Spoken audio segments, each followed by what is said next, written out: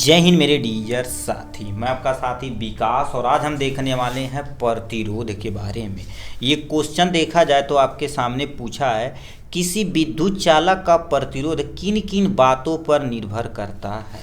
और ये क्वेश्चन कितने नंबर का आपके सामने यहाँ से दो नंबर का दिया गया है।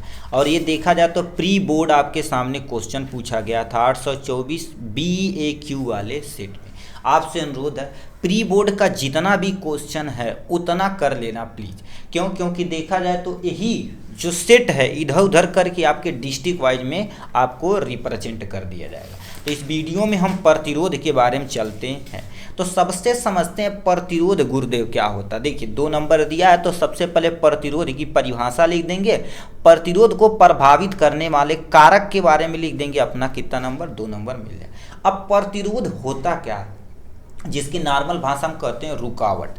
यदि नॉर्मल देखिए बिजली जा रही है, किसी भी तार में बिजली जा रही है, ठीक है, बिजली जा रही है तो बिजली जाने का मतलब इसमें इलेक्ट्रॉन का फ्लो हो रहा है। क्या हो रहा है? इलेक्ट्रॉन का फ्लो हो रहा है। तो इसमें होता क्या है, जो भी इलेक्ट्रॉन रहते हैं माइनस वाला तुम्हारे पास क्या होता है, यदि मान लेते हैं इसको हमने तार है, तार का ये माइनस और ये प्लस वाला सिरा यदि है, छोटा वाला माइनस रहता बड़ा वाला प्लस रहता, तो ये माइनस क्या कर देगा, ये इलेक्ट्रॉन तो ऐसे भागेगा बट करंट क्या करेगा, इससे भागेगा। तो ये मान लेते इसके अंदर माइनस है तो माइनस का सोचेगा प्लस की तरफ भागने के लिए, प्लस सोचेगा माइनस की तरफ। तो इनको जो रोकने का काम करता उसी को प्रतिरोध कहते हैं। जैसे आपके रोड पे देखेंगे ऐसे ब्रेकर बना होता, ब्रेकर क्या कर देता, आपकी स्पीड को क्या करता है गुरुदेव, कम करता है। स्पीड को जो कम करता तो उसको स्पीड ब्रेकर बोलते हैं।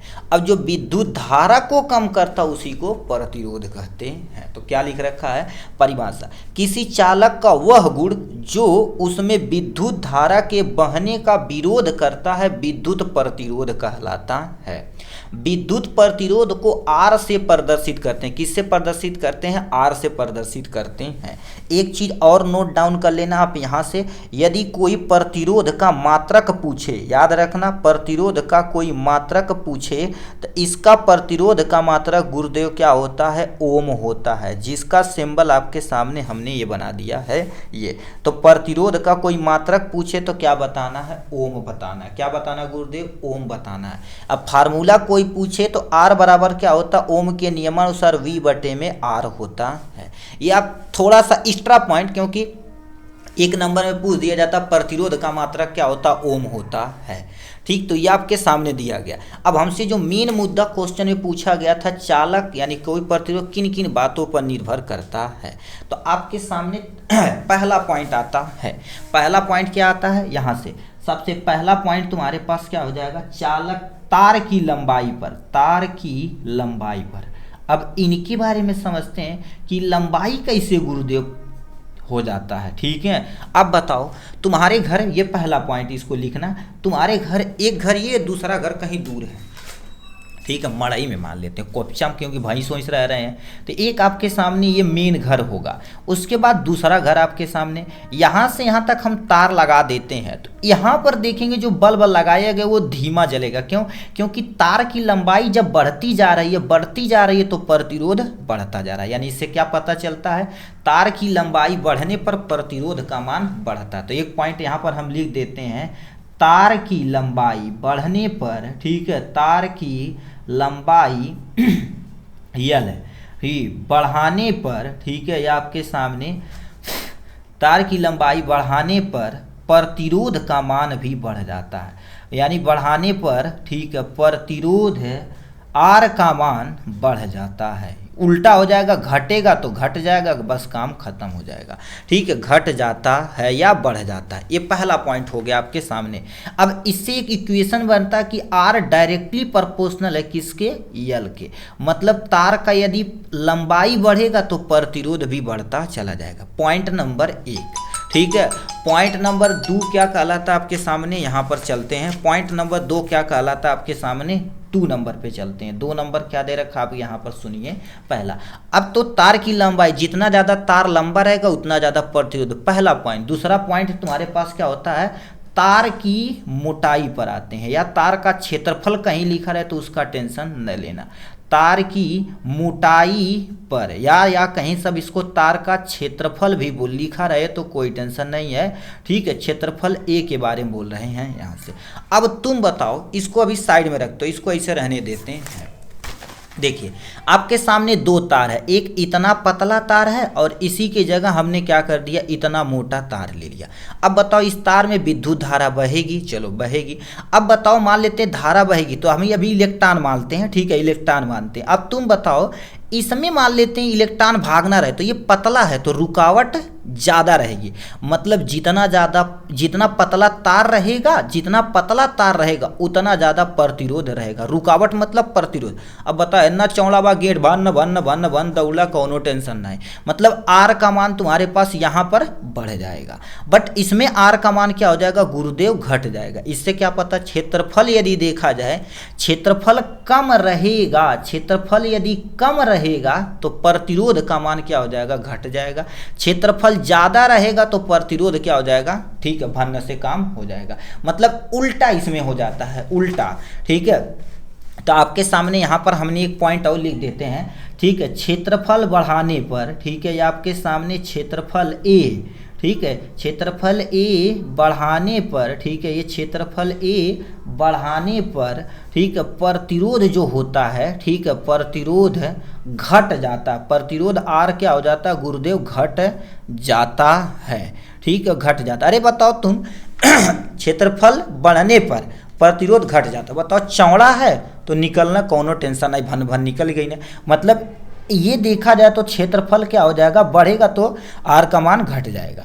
अब क्षेत्रफल यदि कम रहेगा तो इसका मान क्या हो जाएगा गुरुदेव, बढ़ जाएगा। तो वही बोला गया है यहाँ इनवर्सली प्रोपोर्शनल। तो इससे एक फार्मूला बनता है, फार्मूला ने एक इक्वेशन बनता है, 1/, में तुम्हारे पास क्या होता है क्षेत्रफल। इसको अभी ऐसे रख देना, ये सब फार्मूले का रूल बन रहा है। रूल नंबर दूसरा, रूल नंबर तीसरा, 2-3 चीज़ और होता है आपके सामने, ठीक है। यानी पदार्थ की प्रकृति पर एक लिख देते हैं, पदार्थ की प्रकृति पर लिख देते हैं आपके सामने, प्रकृति पर। यानी तार देखा जाए तो दो तरह के होते हैं, एक सुचालक होते हैं, कुचालक। अब इसमें सबसे पहला आता है आपके सामने क्या हो जाएगा, सुचालक। अब बताओ सुचालक हो जाएगा। सुचालक में विद्युत धारा एक जगह से दूसरे जगह आराम से जा सकती, कोई टेंशन नहीं है। मतलब सुचालक जैसे तुम्हारे पास क्या होगा, सोना हो गया, चांदी हो गया, कापर हो गया, एल्युमिनियम हो गया, इसमें प्रतिरोध क्या होता है गुरुदेव, कम होता है। इसीलिए देखेंगे तांबे का तार हो गया, कापर का तार आप घर में ज़्यादा यूज करते हैं, प्रकृत हो गया। अब सुचालक मतलब जिसमें विद्युत धारा एक जगह से दूसरे जगह चली जाती, उसको सुचालक बोला जाता है, ठीक है।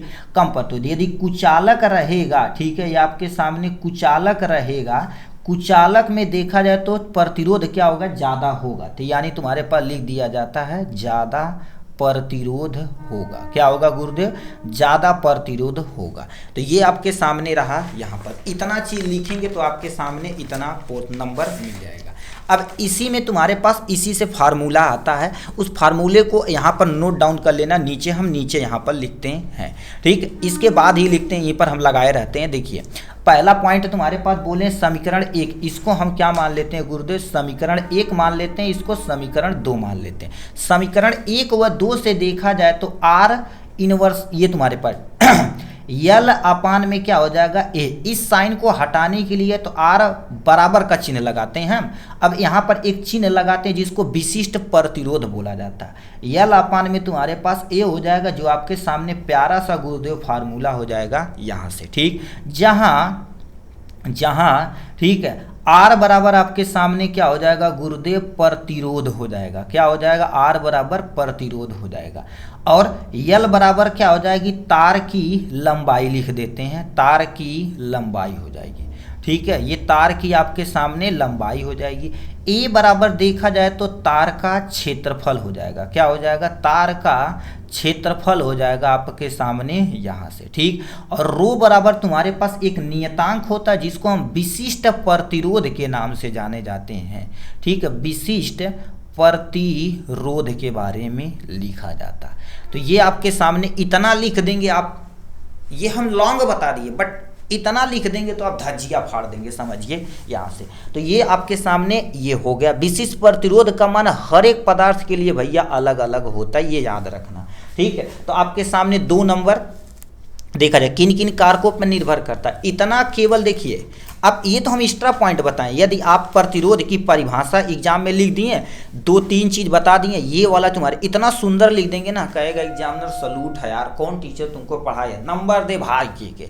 ठीक है, तो आप अच्छे से लिखेंगे तो अपना काम हो जाएगा। ठीक है, देखिए हम जो भी चीज़ पढ़ाते हैं भाई टाइम लगेगा, बट हर एक कॉन्सेप्ट आपके दिमाग के अंदर ठोंक दिया जाता है, समझ लीजिए। ठीक है, रीच लेके बैठते हैं, तय दिल तय दिल तय दिल आपको आपके माइंड में भर दिया जाता है। चलिए आज के लिए बस इतना ही, फिर मिलेंगे नेक्स्ट वीडियो में नेक्स्ट टॉपिक के साथ, तब तक के लिए bye bye and take care.